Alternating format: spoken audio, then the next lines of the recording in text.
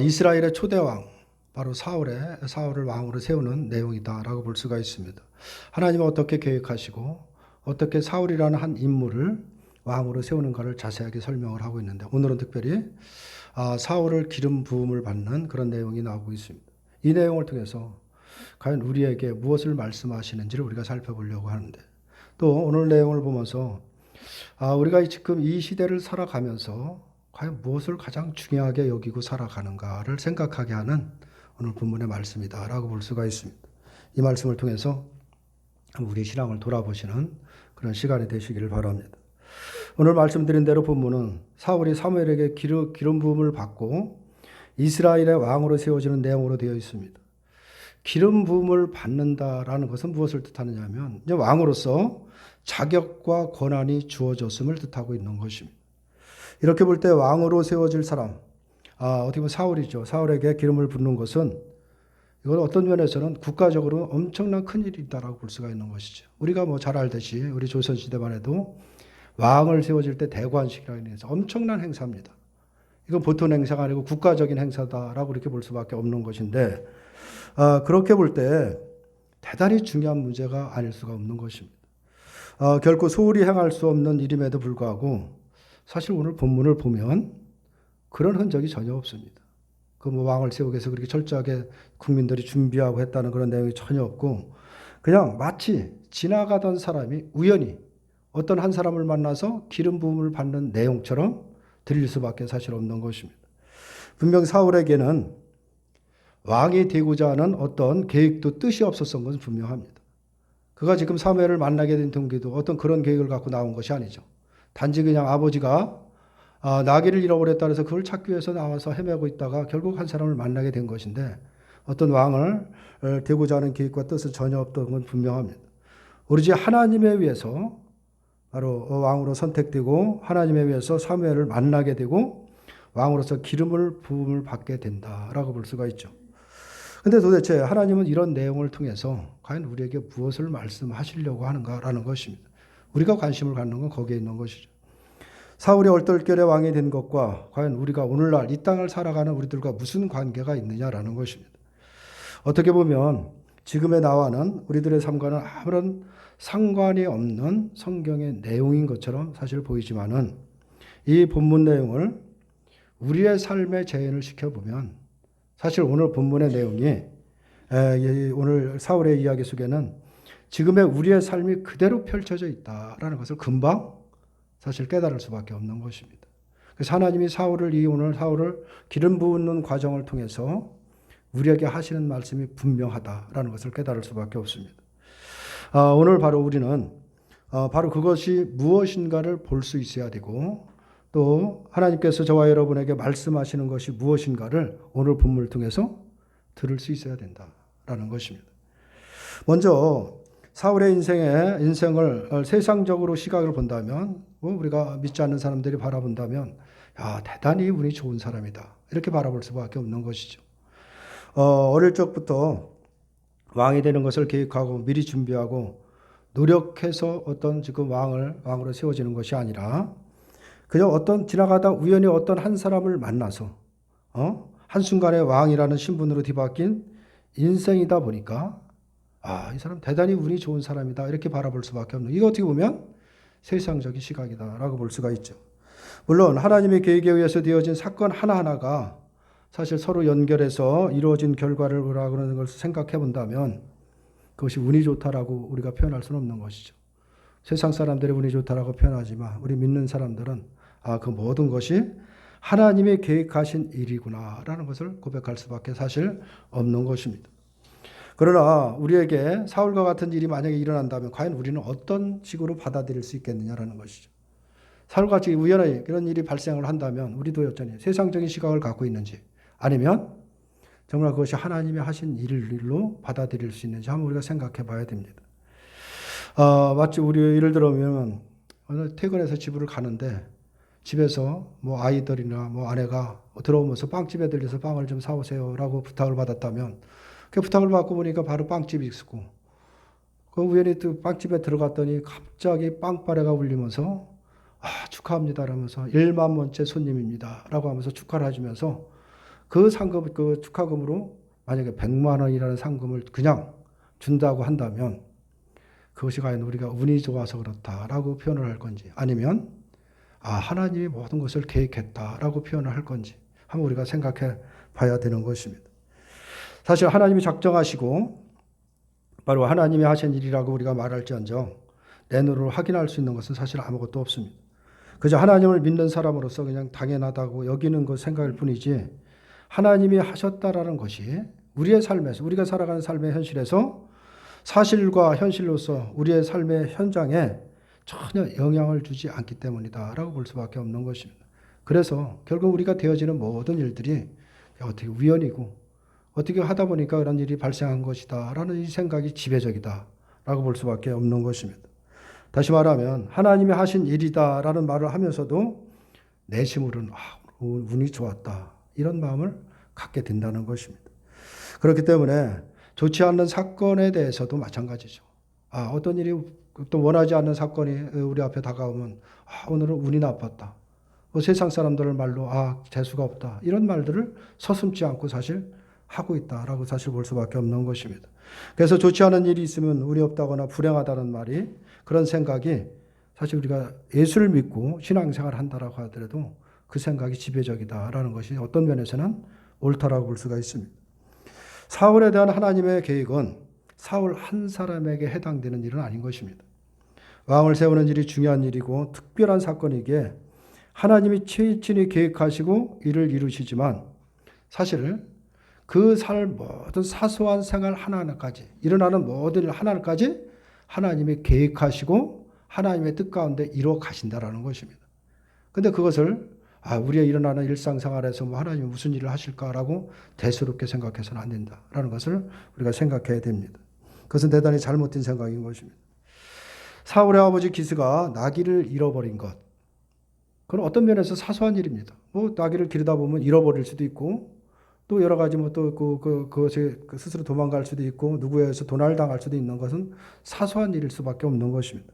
그리고 사울이 나귀를 찾다가 사무엘을 만나서 자신의 문제를 해결해 보고자 한 것도 얼마든지 우리가 살아가면서 있을 수 있는 평범한 일이다라고 사실 볼 수밖에 없습니다. 그러나 이러한 모든 일들이 사울을 왕에 되게 하시는 하나님의 계획을 이루는 일에 모두 포함되어 있다는 사실인 것입니다. 다시 말해서 우리가 가장 그냥 사소하고 우리가 별거 아니다라고 하는 그런 일들이 있죠. 작은 일 하나하나가 우리에 대한 바로 하나님의 계획과 작정하심을 이루어가는 과정이고 도구라는 사실을 우리가 놓쳐서는 안 된다라는 것을 말씀을 하고 있는 것입니다. 우리가 오늘 하루 허락하시는 오늘 한 날도 사실 우리가 살아가다 보면 많은 일들을 겪게 됩니다. 많은 사람을 만나게 되고, 또 많은 우리가 원하지 않는 환경에 또 갈 때도 있고, 원하지 않는 일이 발생할 수도 있죠. 그러나 중요한 것은 그러한 일 하나하나, 사소한 일 하나하나까지도 하나님이 나를 위한 하나님의 계획이고 작정이고, 또 하나님이 그것을 이루기 위한 도구라는 사실을 우리가 기억한다면 어느 것 하나 우리가 사소하게 그냥 쉽게 지나칠 수 있는 일은 아니다라는 것을 깨달을 수밖에 없는 것입니다.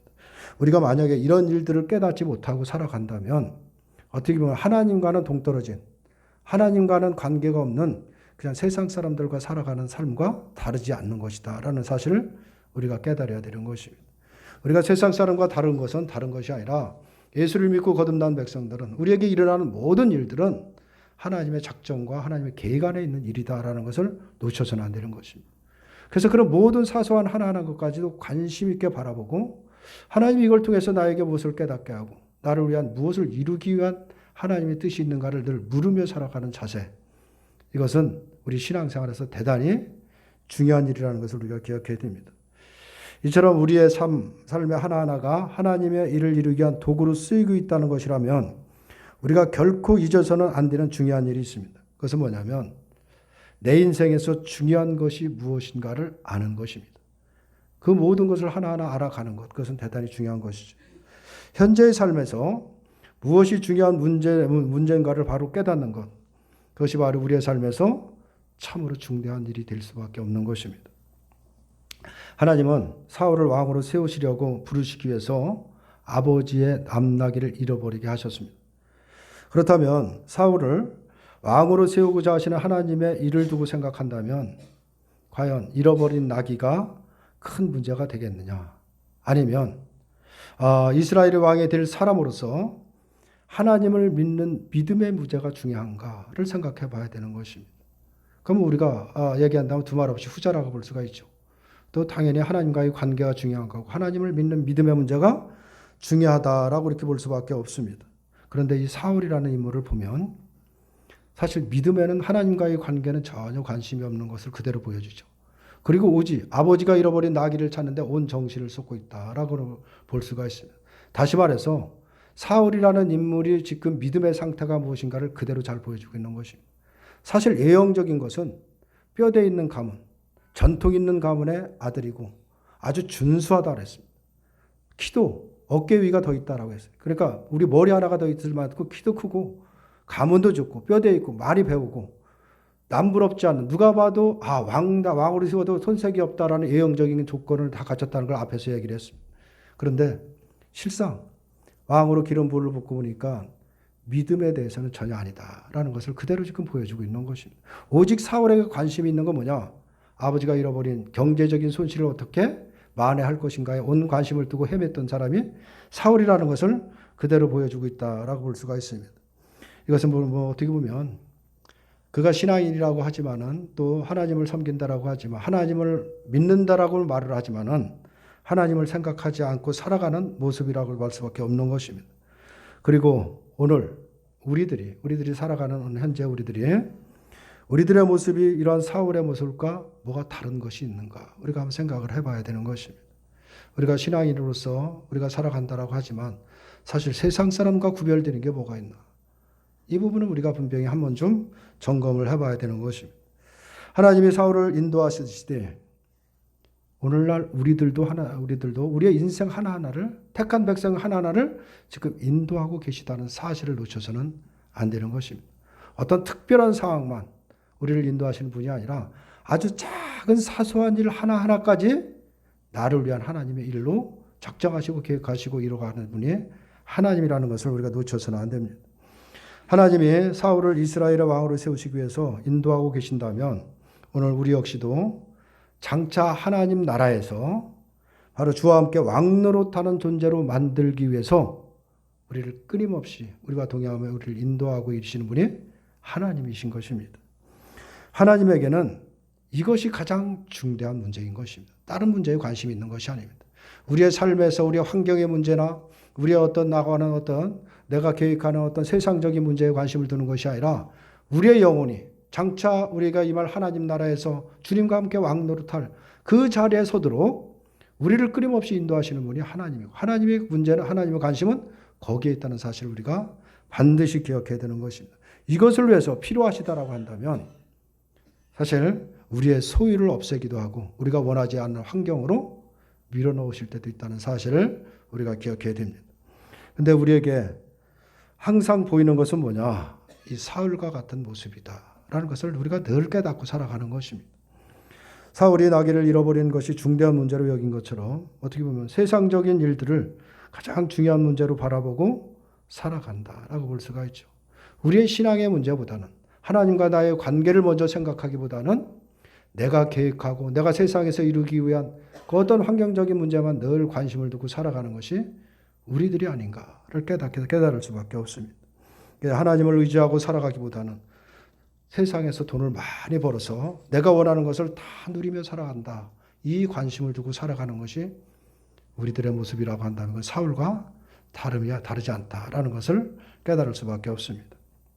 이러한 우리들에게 사울에게 하신 말씀이죠. 오늘날 우리들에게 하시는 말씀인 것입니다. 6절, 7절에서 이런 말씀을 하고 계시는 것입니다. 6절과 7절을 다시 한번 보면 내게는 여호와의 영이 크게 임하리니 너도 그들과 함께 애원을 하고 변하여 새 사람이 되리라. 이 징조가 네게 임하거든 너는 기회를 따라 행하라. 하나님이 너와 함께 하시느니라 라고 말씀하죠. 이 말씀만 오늘 우리가 분명하게 이해하면 하나님이 나를 향한 뜻이 무엇인가를 분명히 깨달을 수가 있습니다. 내가 신앙의 방향에 어디로 가야 되는지 우리가 이해할 수가 있는 것입니다. 과연 이 말씀이 무엇인가를 우리가 분명히 한번 깨달아야 되는데 오늘 본문을 읽어봤지만 우리가 이해할 수 없는 부분이 있습니다. 그 부분은 뭐냐 바로 2절부터 5절의 내용을 보면 이 내용을 왜 갑자기 이런 말씀을 하시는가를 의아하게 우리가 본문을 읽으면서 생각할 수밖에 없죠. 사무엘이 사울에게 기름을 붓고 사울에게 있어야 될 앞으로 있을 세 가지 일을 말씀을 하고 있는 것입니다. 첫 번째는 뭐냐? 하나는 사울이 사무엘을 떠나가다가 두 사람을 만나게 될 것이라는 것입니다. 그리고 또 다른 하나는 일은 뭐냐면 두 사람을 만나고 더 나아가다 보면 하나님을 비로고 베델에 올라가는 세 사람을 만나게 될 것이다 라는 얘기를 합니다. 또 세 번째 있게 될 일은 뭐냐?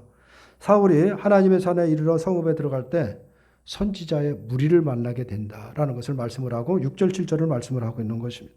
여호와의 영이 크게 임하리니 선지자들과 함께 예언을 하고 변하여 새 사람이 된다라는 말씀을 하고 있습니다. 이것이 사울이 바로 사무엘을 떠난 후에 있게 될 일이다라고 볼 수가 있는데, 그럼 과연 이 일을 지금 사무엘을 통해서 하나님이 하시고자 하는 분명한 뜻이 있는데 그 뜻이 무엇인가를 우리가 이해를 해야 됩니다. 사무엘은 사울에게 있게 될 일에 대해서 미리 알고 있었죠.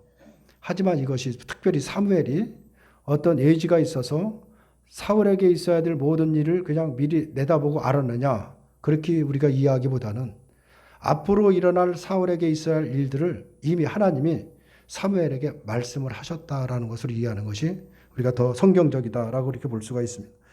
다시 말하면 두 사람을 만나고 또 세 사람을 만나게 되고 더 나아가서 선지자의 무리를 만나게 되는 모든 일들도 하나님께서 사울의 인생에 미리 예배해 놓은 일이다라는 것을 말하고 있는 것입니다. 그렇다고 한다면 하나님이 미리 예배해 놓으셨다라고 하면 그 일을 통해서 하나님은 하실 일이 있는 것입니다.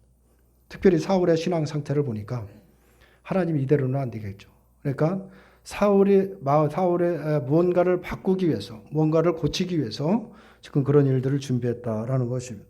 그리고 중요한 것은 하나님이 사울에게 그러한 일들을 준비하신 이유가 무엇인가를 알고 그것을 우리의 삶에 적용하는 것, 그것이 우리에게는 중요한 것입니다.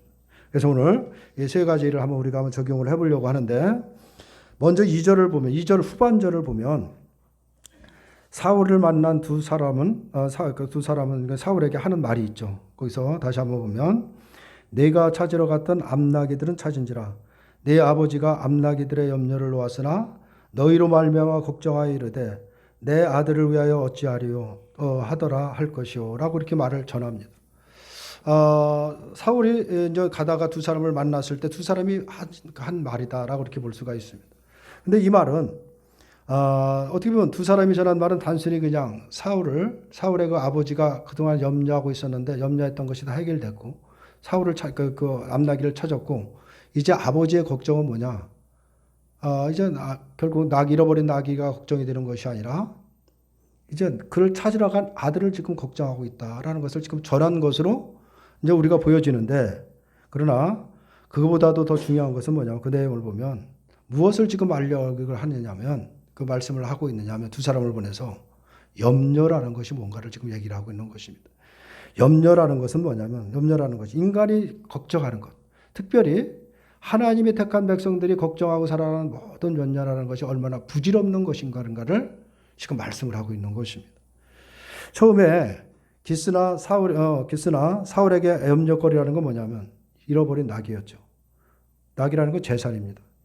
그래서 재산이 갑자기 없어지니까 그것이 염려가 되는 것은 사실입니다. 나귀를 찾는 것이 가장 중대한 문제였다라고 볼 수가 있습니다. 그토록 애를 썼는데 나귀를 찾지 못했습니다. 이리저리 헤맸지만 찾지를 못했지만 근데 결국은 하나님에 의해서 찾게 됐다라는 것을 말씀을 하고 있는 것이죠. 결국 나귀 때문에 염려했던 것이 부질없는 일이다라는 것을 말씀을 하고 있습니다. 하나님에 의해서 이미 찾게 될 것이라고 한다면, 그것을 깨달았다고 한다면 결국 이미 그냥 모든 것을 안심하고 집에 가서 편히 쉬는 것이 낫지 않겠느냐라는 것이죠.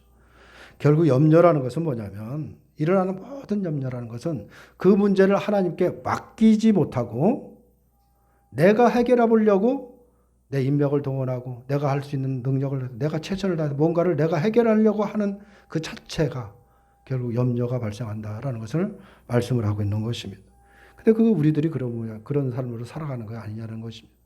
어떤 문제가 발생하면 그 문제를 온전히 하나님께 맡기고 하나님이 해결할 거라는 것을, 문제를 주신 분이 그것도 해결할 것이라는 걸 이런 믿음을 갖고 살아가야 되는데 우리도 마찬가지로 문제가 발생하면 하나님을 생각하기보다는 그 문제를 해결하려고 먼저 생각을 하는 것입니다. 그것이 염려를 발생하는 것이다. 그런데 그것이 다 부질없는 것이다 라는 것을 말씀을 하고 있는 것입니다. 나기 때문에 염려한 사울의 아버지의 기스는 나기를 찾죠. 그랬더니 이제는 아들이 걱정이 되는 것입니다. 한 가지 문제를 해결하자 또 다른 문제가 이제 발생을 했다라고 볼 수가 있는데, 근데 사울의 입장에서 보면 아버지가 염려하는 것은 괜한 짓이다, 괜한 것이다라는 것을 사울은 잘 알고 있죠. 왜냐하면 사울은 지금 안전하게 있고 아버지가 염려할 상황이 아니고 더군다나 이제 왕이 돼서 돌아갑니다. 왕이 돼서 돌아가는데 아버지가 그 염려해야 될 이유가 사실 아무것도 없는 거죠. 사울 입장에서 보면 그것이 인간인 것입니다. 염려라는 것이 다 그런 것이다 라는 것을 잘 보여주고 있는 것이다 라고 있습니다. 그래서 모든 염려라는 것은 부질없는 것이고 그 염려라는 것은 하나님께 맡기지 않기 때문에 발생하는 것이다 라는 사실을 우리가 반드시 깨달아야 됩니다. 그러면 우리가 살아가면서 어떤 문제가 발생하면 나는 아무것도 안 하고 그냥 하나님이 해주시겠지 하고 그냥 두 손 놓고 있어야 되느냐라는 반문을 할 수밖에 없죠. 그러나 그런 뜻으로 말씀하는 것이 아닙니다. 우리에게 주어진 모든 문제는 하나님이 주신 것입니다. 그러면 그것을 하나님께 맡기고 어떤 모양이든 하나님이 해결해 주실 것을 믿고 내가 할 일은 최선을 다해서 하는 것입니다. 그러나 그 결과도 하나님께 맡기라는 것입니다. 내가 뭔가를 해서 내가 뭔가를 내 뜻대로 이루려고 생각하지 말고 내가 할 일은 최선을 다해 하지만 그 결과도 하나님 앞에 맡길 때 하나님은 정말 우리가 생각하지 못한 너무나도 쉬운 방법으로 모두가 좋은 방법으로 해결한다는 사실을 우리가 반드시 깨달아야 되는 것입니다. 나귀를 찾는 것이 중요한 문제였던 사울이 이제 두 사람을 만나고 나귀를 찾는 일이 중요한 문제가 아니었다라는 것을 알게 된 것입니다. 괜히 고생했다는 마음이 이제 사실 들 수도 있죠. 나귀는 바로 사울의 수고와 노력으로 해결된 것이 아니라 하나님이 찾게 했다라는 것을 말씀을 하고 있는 것입니다. 결국 우리가 염려하고 중요하다고 여기는 우리의 삶의 모든 문제는 하나님의 소관이라는 것입니다. 이 부분을 우리가 깨달아야 됩니다. 그러므로 삶의 문제에 대해서 성도가 가져야 될 바른 태도라는 것은 뭐냐면 어떤 일이든 큰 일이든 작은 일이든 먼저 하나님께 맡기는 자세, 하나님이 해결해 주실 것을 믿고 맡기는 자세, 이것이 대단히 중요한 것입니다. 하나님은 사울에게 이것을 가르치기 위해서 바로 두 사람을 만나게 했는데 그것은 결국 오늘날 우리들이 배워야 되는 말씀이다라는 사실을 우리가 기억해야 됩니다. 또 사울이 두 번째로 만난 세 사람을 보면 하나는 염소 새끼 셋을 이끌고 하나는 떡 세 덩이를 가졌고 하나는 포도주 한 가죽 부대를 가졌다고 합니다. 그리고 이들이 사울에게 무난하고 떡 두 덩이를 주고 사울은 그 떡을 받을 것이다 라는 이런 말씀을 합니다. 3절을 보면 이들 세 사람은 하나님을 뵈려고 베델로 올라가는 사람들이다 라는 말을 하죠. 이것은 뭐를 말하는 거냐면 하나님을 배우러 올라간다라는 것은 하나님께 제사를 지내러 간다라고 볼 수가 있습니다. 이 세 사람들은 바로 염소 새끼와 떡과 포도주를 가지고 있다는 것 역시도 하나님께 제사를 드리기 위해 올라가는 사람들이다라는 것을 그대로 보여주고 있습니다. 이렇게 볼 때 하나님은 사울이 하나님을 뵈려고 올라가는 세 사람을 만나게 하심으로 인해서 사울에게 중요한 것은 지금 너희가 나귀를 찾으려고 헤매는 것이 아니라 하나님 앞에 가서 하나님을 만나는 것이 중요하다라는 것을 지금 가르치고 있는 것입니다. 다시 말하면 살아가는 삶의 환경의 문제가 중요한 것이 아니라 하나님의 관계가 중요하다라는 것을 지금 사울에게 가르치고 있다라고 볼 수가 있죠. 이렇게 볼 때 하나님은 바로 사울을 통해서 말씀하신 그 내용이 바로 오늘날 우리들이 지금 그대로 우리들의 삶에 적용해야 되는 문제가 되는 것입니다. 이러한 말씀을 토대로 할 때 오늘날 우리가 범하고 있는 중대한 잘못이 뭐냐? 그것은 내 인생에서 하나님을 만나는 일보다 또 하나님과의 관계를 더 중요하게 여기는 것이 아니라 우리의 삶에 일어나는 모든 그만을 바라보고 그것이 해결되기를 바라고 그것이 더 중요한 것처럼 바라보고 있는 것이 우리들에게 문제인 것입니다. 특별히 우리들은 신앙생활을 하는 사람이라고 한다면 우리가 가장 우선 둬야 되는 것은 하나님의 관계인 것입니다. 하나님의 관계가 온전해질 때 하나님께서 우리에게 은혜를 주시는 것이고 그 은혜가 내가 임할 때 우리의 심령 안에는 말할 수 없는 기쁨과 감사가 넘치는 것이고 그 감사와 그 기쁨으로 살아갈 때 모든 문제는 해결된다라는 사실을 우리가 깨달아야 되는 것입니다. 하나님은 이러한 사울을 깨우치기 위해서 바로 하나님을 만나기 위해서 베델로 올라가는 세 사람을 만나게 했다라고 볼 수가 있습니다. 그리고 4절을 보면 그들이 네게 문안하고 떡 2덩이를 주겠고 너는 그 손에서 받으리라 라고 이렇게 말씀합니다. 떡 2덩이를 받는다라는 이 그 말의 의미는 그 사람들과 함께 하나님께 나아간다라는 것을 지금 의미하고 있는 것입니다. 다시 말해서 하나님을 뵈러 가는 일에 참여한다라는 뜻이죠. 이것으로써 하나님이 사울이 어떤 사람으로 만들고자 하는지를 잘 보여주고 있는 것입니다. 이제는 그들의 어떤 환경이 중요한 것이 아니라 그 믿음의 사람으로 세우려고 하는 것입니다. 이제 기름을 부음을 받고 한 나라의 왕으로서 하나님의 뜻을 전달하며 살아갈 사람이 하나님을 바라보지 않고 믿음으로 사지 않고 자기 뜻대로 자기가 하려고 한다라고 하면 말이 되지 않습니다. 결국은 믿음의 사람으로 만들려고 한다라고 볼 수가 있습니다. 마지막으로 이 사울이 하나님의 산에 이르면 비파와 소고와 저와 수금을 앞세우고 예언하러 내려오는 무리들을 만날 것이다 라는 것을 하고 있죠. 이들 선지자들이 하나님을 노래하며 하나님의 말씀에 전하는 모습으로 만나게 된다라는 것을 말하고 있는 것입니다. 이것은 중요한 문제죠. 그다 제사를 하나님을 만나러 갔던 사람들입니다. 베델로 올라갔다가 내려오는 사람들이죠. 그것을 무엇을 뜻하고 있느냐면 그들은 이제 하나님께 제사하고 하나님을 만나고 교제하고 이제 그 만난 하나님이 어떤 분인지를 지금 세상에 널리 지금 전파하는 사람들을 지금 표현하고 있는 것입니다. 북을 치고 장구를 치고 소구를 치고 마음껏 찬양하면서 내려오는 것입니다. 내가 만난 하나님이 어떤 분이신지 내가 받은 하나님의 사랑이 무엇인지를 그대로 지금 만화의 천하에 전하고 내려오는 사람을 만나게 한다라는 것을 말씀을 하고 있는 것입니다. 이것은 무엇을 말하는 거냐면 하나님을 만나는 것도 중요하지만 더 중요한 것이 뭔가를 지금 말씀을 하고 있는 것입니다. 하나님을 만났다면 내가 만난 그 하나님, 내가 받은 사랑, 은혜와 자비와 긍휼이 무엇인지를 전하는 자로 살아가라는 것을 말씀을 하고 있는 것입니다. 나 하나로 모든 것이 만족하는 것이 아니라 내가 받았다고 한다면 그것을 전할 자로 살아야 된다라는 걸 지금 보여주고 있는데 그래서 6절에서 말씀하는 것입니다. 내게는 하나님의 영이 크게 임하리니 너도 그들과 함께 예언을 하고 변하여 새 사람이 되리라 라고 말하고 있는 것이죠. 그러기 위해서 영이 임한다는 것은 성령이 임해서 바로 너를 그렇게 만들어 갈 것이다 라는 것을 말씀을 하고 있죠. 사울이 처음에 하나님을 찾은 것은 나귀 새끼 그것 때문이죠. 세상적인 일이 중요했기 때문에 결국 하나님을 찾은 것이며 나기 때문에 하나님을 만나려고 했던 사울에게 하나님은 하나님께 제사하기 위해서 하나님을 만나러 갔던 사람을 만나게 하신 것입니다. 이것을 통해서 사울의 잘못됨을 지적하고 있다라고 볼 수가 있습니다. 사울이 기름 부음을 받은 것은 하나님에 의해서 바로 구별됨을 받았음을 의미하고 있는 것입니다. 이제는 다른 것과 구별이 됐다라는 것이 그게 기름 부음을 받은 것입니다. 이처럼 구별됨을 받은 사울에게 2사람을 만나게 하시고 또 3사람을 만나게 하시고 또 선지자들을 만나게 하신 것은 뭐냐면 이제는 구별된 자로서 어떻게 살아야 되는지를 지금 가르치고 있다라고 볼 수가 있습니다. 그리고 사울에게 여호와의 영이 임하게 하셔서 사울을 어떻게 이끌어 가실 것인가를 지금 보여주고 있다라는 것입니다. 하나님은 사울을 3사람 되게 하시겠다라고 말씀하셨죠. 또 선지자들과 함께 예언하는 자로 변하게 하시겠다라는 것도 분명히 말씀하셨습니다. 하나님의 영이 사울에게 임하는 것은 바로 이런 목적이 있다라는 것을 말씀을 하고 있는 것입니다. 그냥 임하는 것이 아니라 하나님의 영이 임하면 반드시 하나님의 어떤 분이신지 하나님의 뜻이 무엇인지를 깨닫게 하고 그렇게 인도한다라는 것을 거기에 목적이 있다라고 이렇게 볼 수가 있습니다. 그래서 예언한 자로 살아 변한다라는 것은 이제는 잃어버린 나귀 새끼 한 마리가 중요한 문제라기보다는 이제는 하나님과의 관계가 중요하고 하나님의 말씀을 전하고 바로 하나님을 증거하러 살아가는 자가 그런 삶이 중요하다라는 것을 깨닫게 하는 것입니다.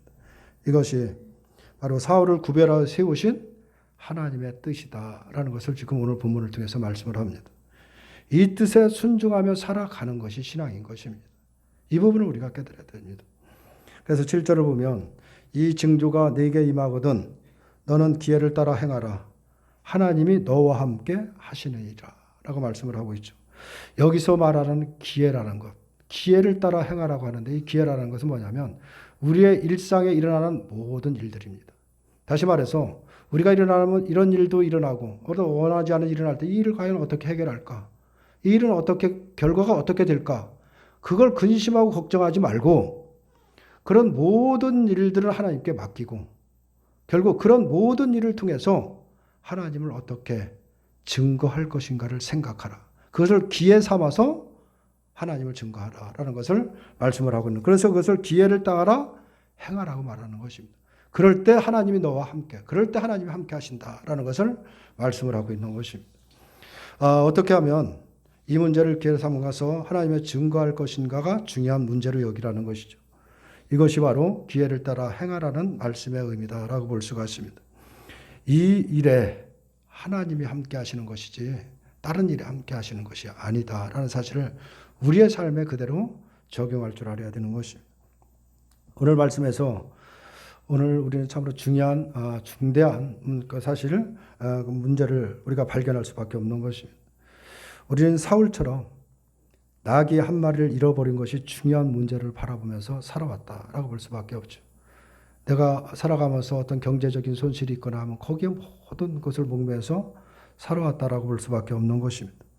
성도로서 하나님의 택함을 받고 부름을 받은 자로서 하나님을 만나고 하나님의 관계를 더 중요하게 여긴 것이 아니라 우리의 일상에 살아가는 삶에 더 관심을 두고 살아가지 않았는가를 깨닫게 하는 것입니다. 그러나 성도에게 가장 중요한 것은 하나님이 성도에게 요구하는 삶은 그것이 아니라는 것을 말하고 있습니다. 우리의 일어난 모든 일, 큰 일이든 작은 일을 하나님께 맡길 줄 알아야 되는 것이고 염려하지 말라는 것입니다. 하나님이 택한 백성은 하나님이 책임지신다라는 것이죠.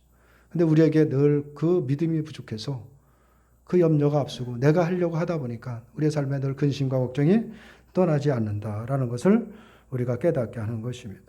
오늘 본문 말씀을 통해서 우리가 다시 한번 우리는 하나님이 우리를 구별하여 세우셔서 인도하고자 하는 분명한 방향이 있다는 사실을 깨달아야 됩니다.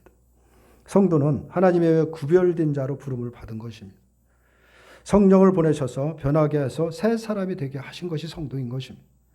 이제 우리에게 필요한 것은 뭐냐면 세상의 문제로 염려하지 않고 하나님을 믿는 자로 살아가는 것을 중요하게 여기는 바로 새 사람으로 살아가는 것이다 라는 것을 깨닫게 하는 것입니다. 이것이 바로 우리를 향한 하나님의 뜻이다라는 것을 오늘 말씀을 통해서 깨닫게 하는 것입니다. 그래서 우리들에게 가장 중요한 문제는 뭐냐면 우리의 환경에 있지 않습니다. 우리의 세상에 어떤 우리의 계획과 뜻에 있는 것이 아닌 것입니다. 때로는 그것이 무너지고 그것이 어떤 우리가 산같이 큰 산처럼 나를 가로막을지라도 그것은 문제가 되는 것이 아닌 것입니다. 그것이 또 어려운 일도 아닌 것입니다. 모든 세상 문제 때문에 그것 때문에 믿음이 소홀해지지 않는지 늘 거기에 관심을 두고 살아라라는 것을 말씀을 하고 있는 것입니다. 과연 우리는 무엇을 관심을 두고 살아가는지 돌아보시는 저와 여러분들이 되시기를 주님의 이름으로 축원합니다.